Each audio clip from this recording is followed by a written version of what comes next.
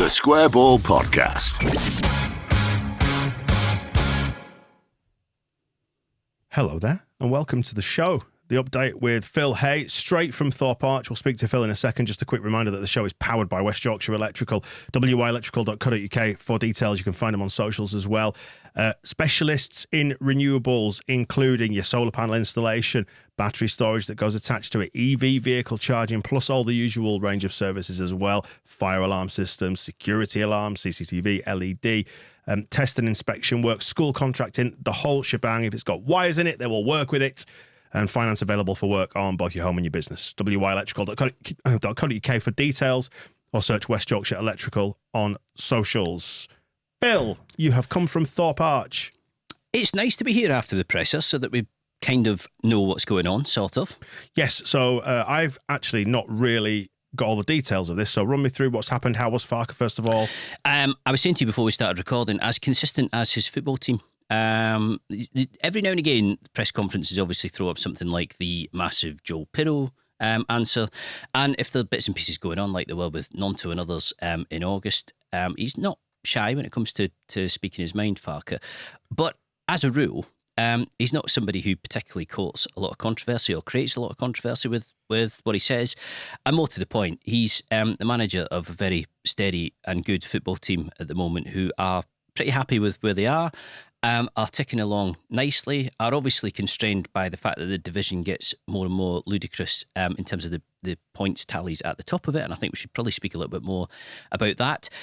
But yeah, happy camp by all accounts, and not many injuries either. No, well, we are here to preview Blackburn. We'll get onto the specifics of the fixture in due course.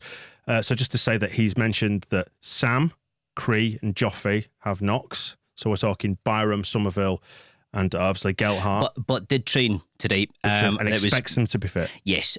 Start of the week, I think there were slight issues there. Gelhardt obviously had a hip problem lying on from the Middlesbrough game when he wasn't able to be involved. Whether he would have made the 20 anyway is obviously debatable, but he wouldn't have been involved because of that. They should all be fine for Blackburn. Firpo's still missing, Stuart Dallas still missing. Luke Ayling has a knee problem, although as we've seen over the past few weeks, becoming harder and harder for Ayling to make the bench, let alone the team itself. And Juan Poveda is off to South America, I should say, for games with Colombia. A little bit of Colombian action, yeah. Outside the FIFA windows that we discussed it on the weekly show this week. Yeah. They've kind of released him to let him go and get some international experience. What was he said what has he said about that then? He was pretty magnanimous about it, was Farke, which I think, if we're being honest, is easy to do when it's a fringe player as opposed to somebody who is right in the centre of your plans. It's not that Poveda hasn't been involved this season, but he has been a substitute more often than not, and he hasn't played a great deal. I think if this was Pirro going off for missing 3 games outside of the usual international windows, or Ruta or Rodon or somebody like that, then it wouldn't necessarily be the case that Leeds would be able to stop them, and it might have to happen anyway, but it would be done with far less good grace, if that makes sense. Colombia seem to be testing the water with what they've got, looking at what is out there for them and trying to establish which players are good enough to play for them, which players they could pull into the picture longer term. Poveda is one that they're looking at.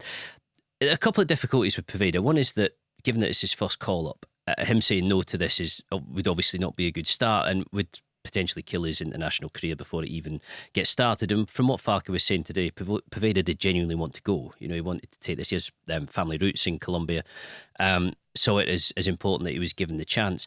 Also, and this is, I think, relevant, he is out of contract with Leeds at the end of this season. And again, you could imagine that if there had been any issue over this, or if there had been any disagreement, he might have said, I can't really hang my international career on a season where I might not play very much and where at the end of it I might be moving on anyway. So I think this is probably sensible. I think with everybody fit, it might be that he's not missed a great deal anyway. He'll be back. He's due back on December the 18th, which means he definitely misses the next 3 games.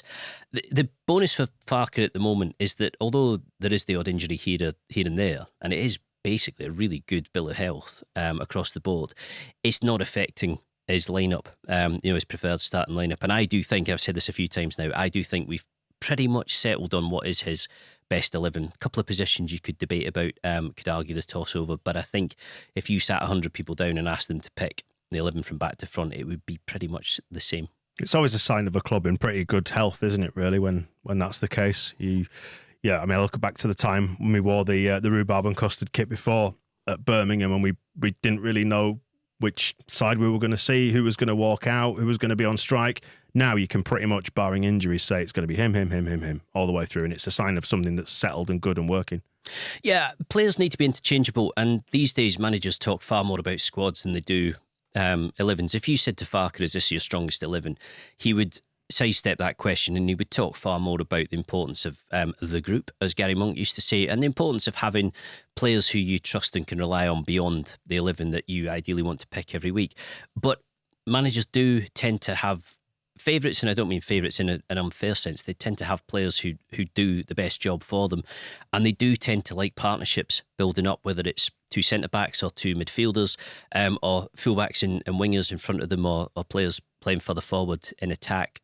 Understanding does help, and I think a lot of these players have had a lot to learn about each other, particularly because there were a lot of exits in the summer and a lot of additions, and I think they've done that really well. I see a lot of fluency in the play. I see a lot of, I think, appreciation and understanding of Farker's tactics, but also of what the players are all doing individually and collectively. It does seem to be working, and this at the moment is a unit that you don't want to disrupt. You give Farker every single player, which he has, give or take, at the moment.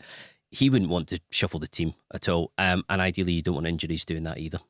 Not only have we got a pretty good injury record, touch wood to date, disciplinary record was mentioned in this presser as well, which is good. And it's something I've actively tried to take notice of, because I was aware of the potential fifth yellow card problems that can rear their head around this time of the season. And we've managed to dodge those, haven't we, by the looks of it. And he spoke today about the reasons behind it. No specific reason, it's just something where he doesn't want unnecessary suspensions. No, he said that he hadn't specifically targeted it. And I think if you listen to what managers say about discipline and fouls and trying to avoid bookings, there's no real strategy to it, and there's no exact science, because things happen in games. Bielsa used to say this a lot, actually, that what happens in a game just develops as things occur, and you can't dictate that sort of thing. You can't really dictate mistimed tackles. It's very hard to say to players, I want you to be competitive and I want you to stick a foot in, but I don't want you to ever get booked, or I want you to limit your bookings.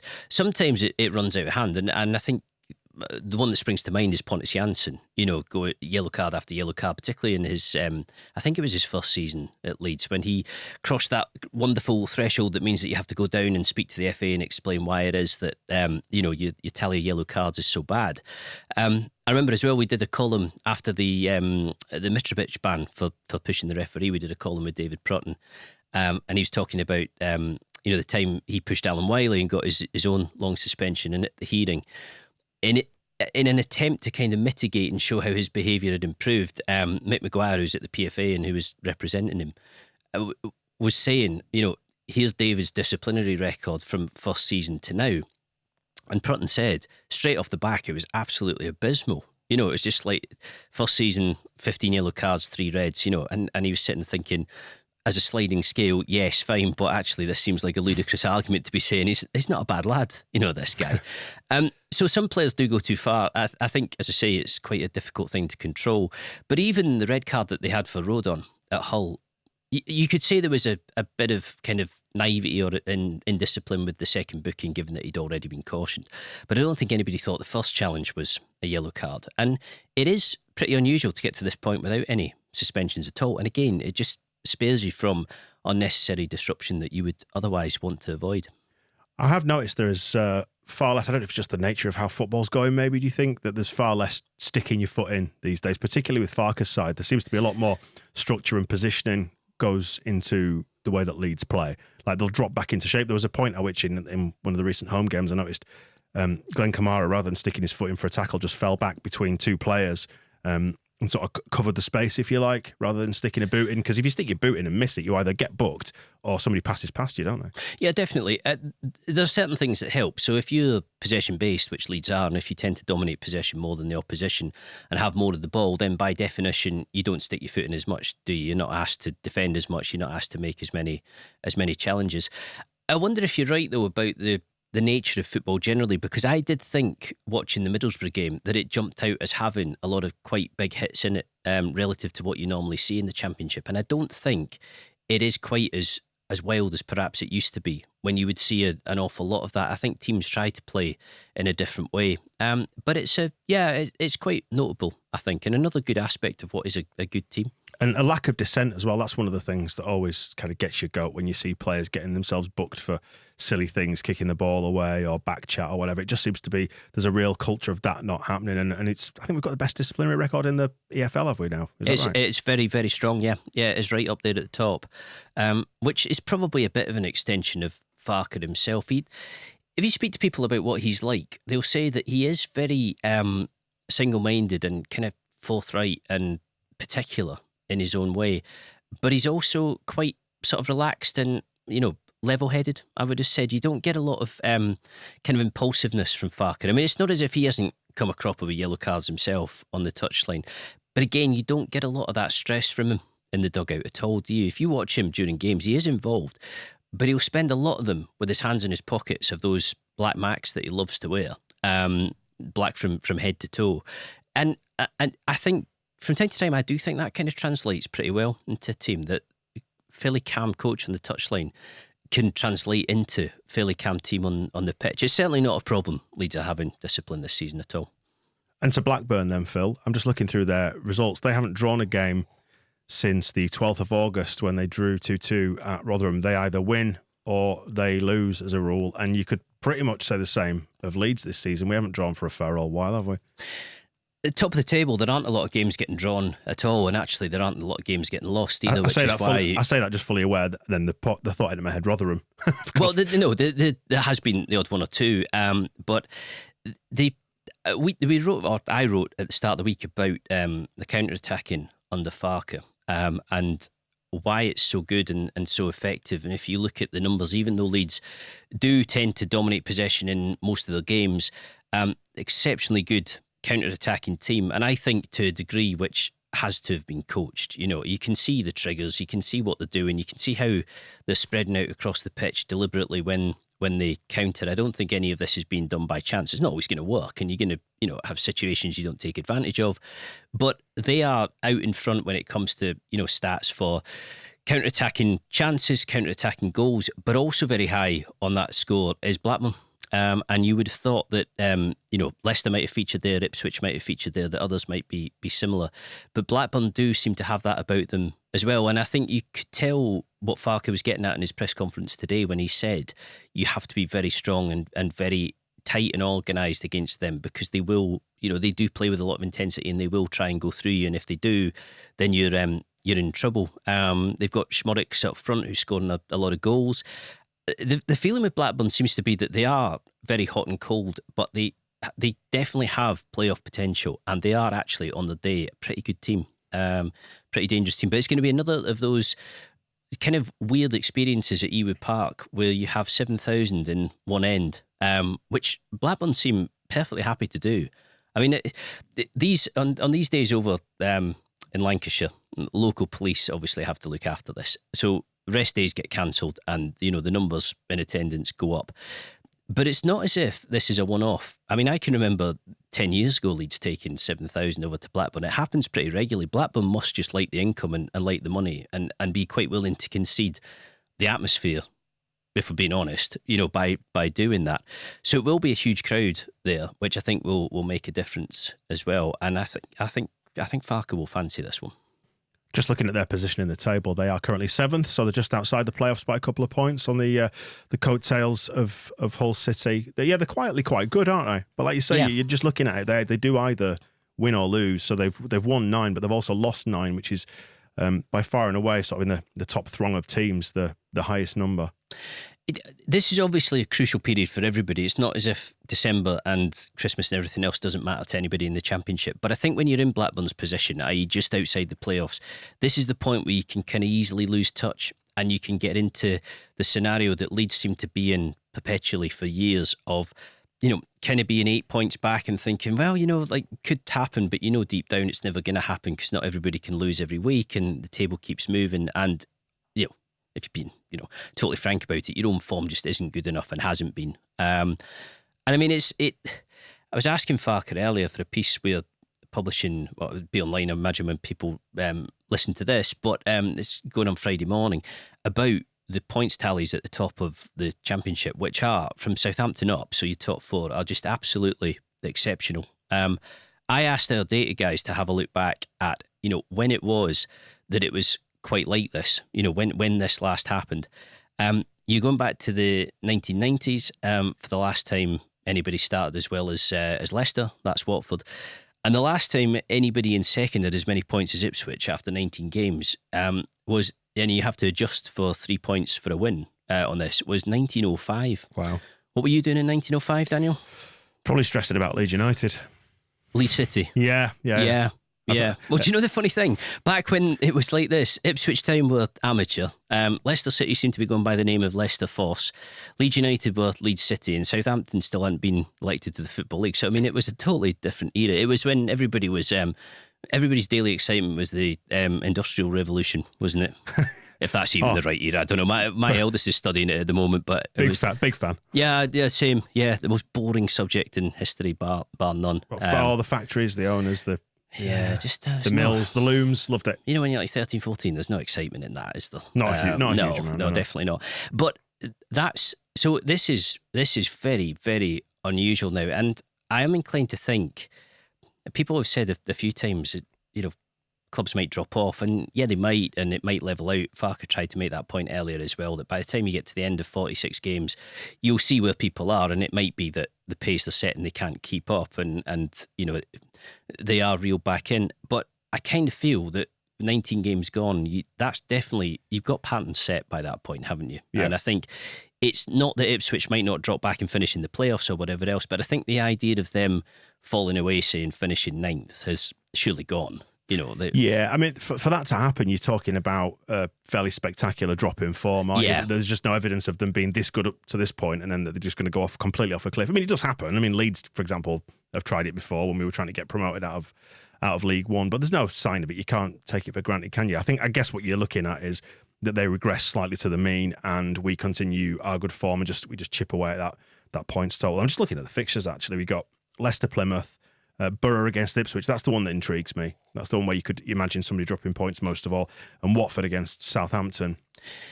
A few things are going on here, and I think what's jumping out to me more than anything is the consistency of the results generally. The 12 defeats among the top four, and 5 of them have been in games where 2 of the top 4 have played each other. But if this carries on, you're going to have a scenario where your teams who are going for the playoffs and are kind of outside them or just on the edges of them might end up with only 2 positions to play for. I know a figure at one club who we'd spoken to had said it becomes, when it comes around to January and the idea of are you going to spend any more and are you going to have a little go at it to try and get in the playoffs, it feels like buying a lottery ticket because the odds actually are so small for anybody who isn't in the top 4. I think below them you've got teams who might see their seasons peter out sooner than expected, again, if this continues. But also, to look at the top 4, you have the potential for sides within that, any of them, to have exceptionally good seasons, which in a standard year would get you into an automatic promotion place, and ends up with the playoffs or, and in the end, nothing because of the way the playoffs work. So Farker said today, it's the most competitive division he can remember in the last decade, and he said it is making it really difficult. But I do think it's significant that in the top 4 you have the 3 relegated sides. I mean, that cannot be by chance. Yeah, and a good side that's having an exceptional run and continuing its momentum from promotion as well. Yeah, and kept the squad together and have recruited pretty cleverly and seem to have things in order. They're the outlier in the sense that they don't have parachute payments, Ipswich, and haven't gone into the league with some Premier League footballers in the way that the 3 other clubs have. But it just makes you wonder whether, as time goes on, this is going to be a bigger and bigger challenge for the Championship. And this is why there is this constant demand to maintain and enforce profit and sustainability, because it is one of the few ways of almost levelling the playing field or attempting to against sides who do come down with far bigger budgets and better players. I mean, I don't think it's... like Farkas said, it's not as if that's a guarantee that you're going to go back up, but I do think it helps. Yeah. No, yeah, and you can see the leagues within the leagues within the leagues it's stratifying even more, isn't it? Now, as like you said, the money that comes down from the Premier League, even though we were fairly terrible last year, we've found it quite easy-ish to put together a team that's competing right at the top end. It'd be such a Leeds thing to do as well. Like, we've crossed the Rubicon now of 2 points per game. Yeah. To go beyond that on Saturday, if we were to win and still not find ourselves in the top three. Well, Leicester, in the top two, rather. Leicester are on for 111 points at the moment. And again, I get that it's early in the season, but it's quite advanced, the fixture list. We're not far off halfway, and by the end of next week, we'll be just about there. I think Ipswich at the moment are on for 108. You've got Leeds heading for 92, Southampton heading for 90. The daft thing is, Phil, we would be up there, I reckon, with those two, had we had a better start to the season, had we not had the turmoil to deal with due to the takeover. Very possibly. Yeah. Very possibly. Yeah, but I think I've said a few times that a lot of the teams in this division seem much of a muchness, and I kind of stand by that. I don't think you watch many and look through the 11 and see kind of startling talent there, or players who you think look out for them, because like Bellingham at Birmingham, they're going to be at Real Madrid in 5 or 6 years. But I do think it's developing into a really, really good league. And if by chance or by poor run of form, Leicester and Ipswich were to get slightly reeled in by Leeds and Southampton, that could be a hell of a fight at that end of the table, the other side in New Year. Could be fantastic. I was going to say echoes of Sheffield United reeling in us and Norwich when we managed to choke and end up in the playoffs. But it'd be nice to hunt the other team down rather than being the one where you feel that gap just shortening and shortening and shortening. Yeah.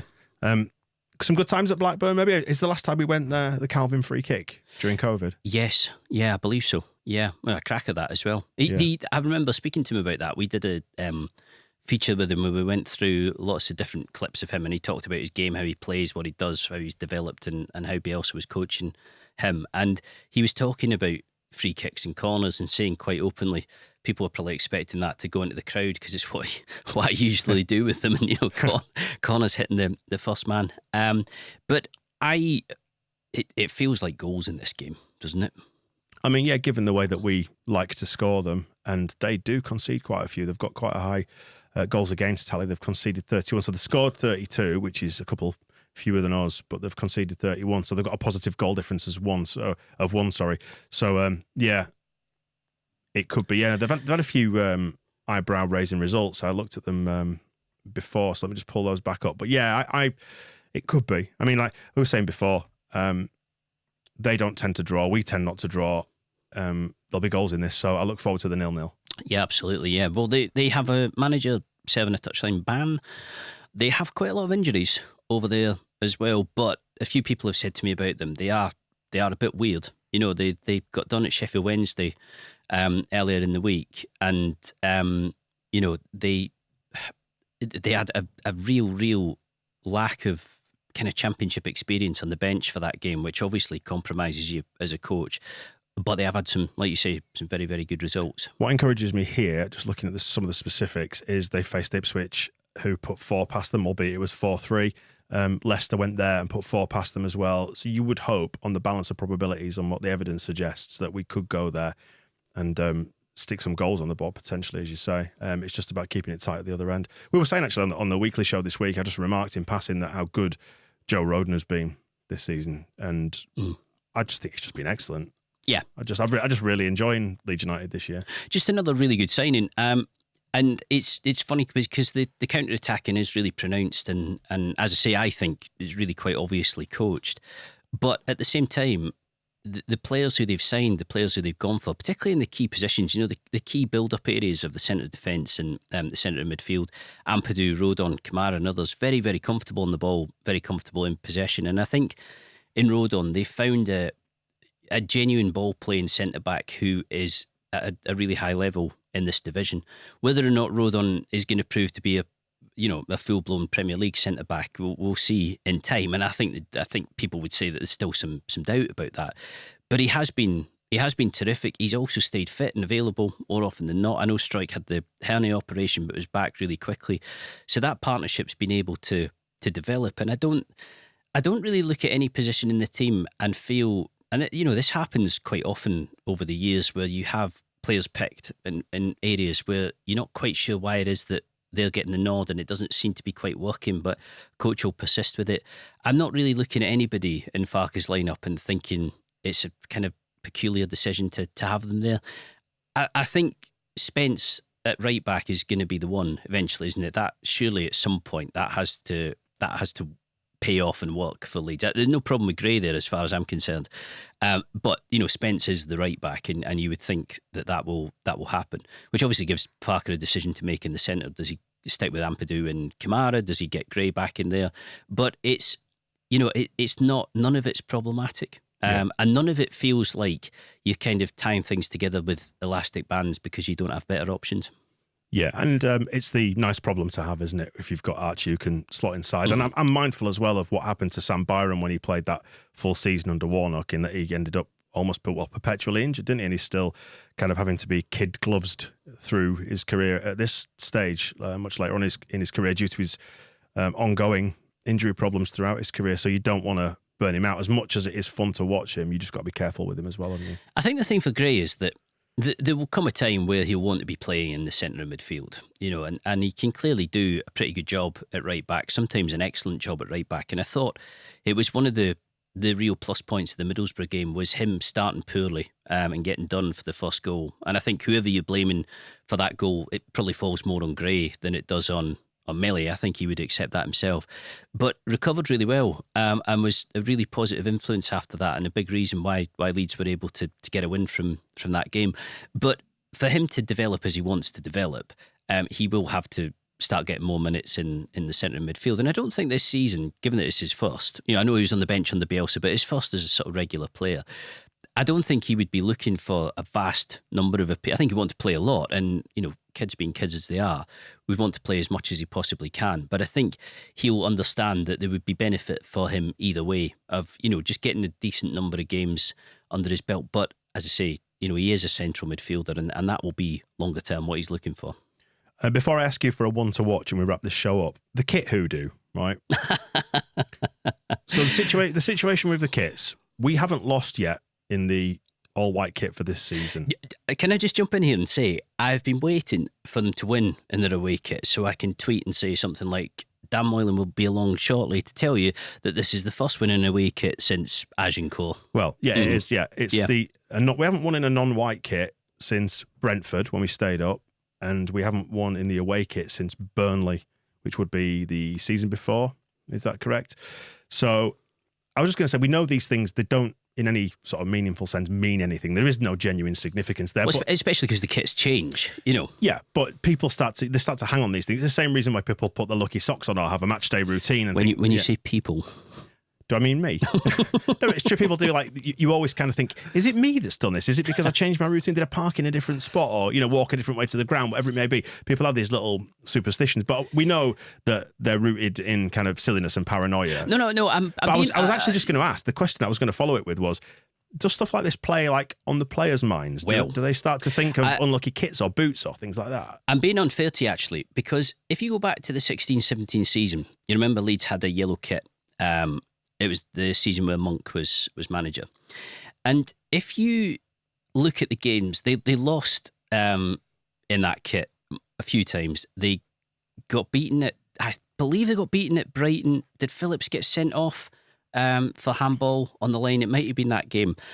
And from that point onwards, if you look at photos from every game where they wore away kit, it's a weird and wonderful match of all sorts. And basically, Monk was superstitious about that kit in the end and decided that they weren't going to wear, I can't remember if it was all yellow now, but you will find in games where there was absolutely no need, really odd, combinations of white socks, blue shorts, yellow shirt, whatever it was, and that was deliberate. Yeah. And I mean, Grayson used to be famous. I mean, obviously Reevy was massively superstitious guy, but Grayson was as well.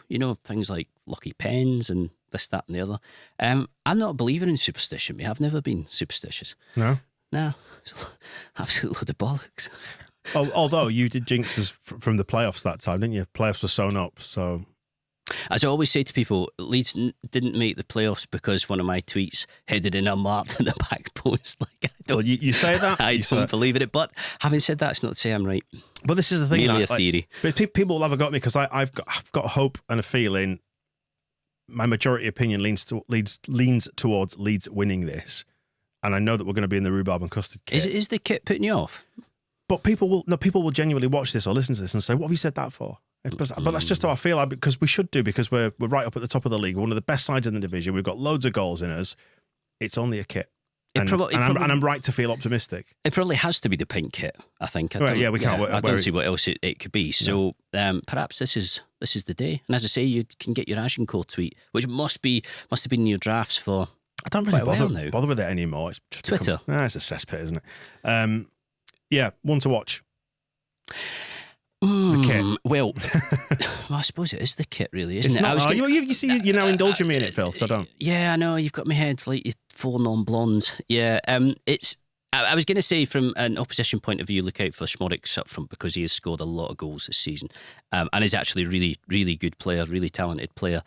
But yeah, let's make it the kit. Can we finally 7,000 there? Can we finally put this to bed?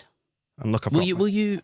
Yeah. I've got me a little drink fate membership drinks holder. If they do win at Ewood Park, will you let it go? What, the kit? Yeah. Well, yeah, because like any hoodoo, once you've put it to bed, then you can just move on from it, don't you? And I do feel it genuinely does feel like it's looming a bit now because it's so long since we won in a But as I say, kit. to be fair to you, this was an actual thing at Leeds, 16, 17. Right. As I say, look at the photos, the sort of weird mixes of. So not me, it was Gary Monk. Fine. Yeah. All right, well, we'll see then, Phil. We'll get back together after the weekend, shall we, and assess how the kit got on. Right, we'll catch you on Monday. We'll see you soon. The Square Ball Podcast.